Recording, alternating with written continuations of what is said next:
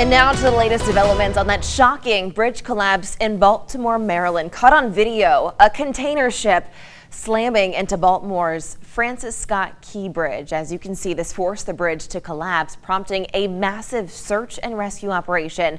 News 15's Rebecca Castor is in Baltimore with the latest this afternoon. To hear the words that the Key Bridge has collapsed, it's shocking and heartbreaking.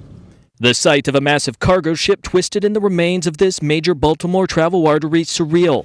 Local, state, and federal emergency response teams have been working the scene by air, by boat, and using dive teams, looking for vehicles and any victims. For now, preliminary findings point to an accident, say investigators. There is no specific or credible information to suggest that there are ties to terrorism in this incident. A mayday call from the ship's crew just before 1:30 a.m. Eastern Time gave officials critical minutes to warn motorists heading towards the bridge. Many of the vehicles were stopped before they got onto the bridge, which saved lives in a very, very heroic way.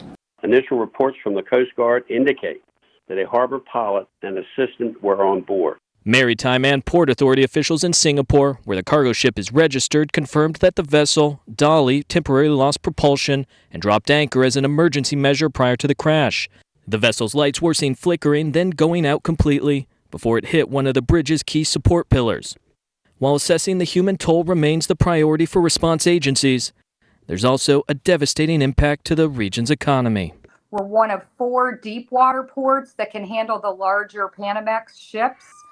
We have a cruise terminal. So, getting through this is going to be really hard.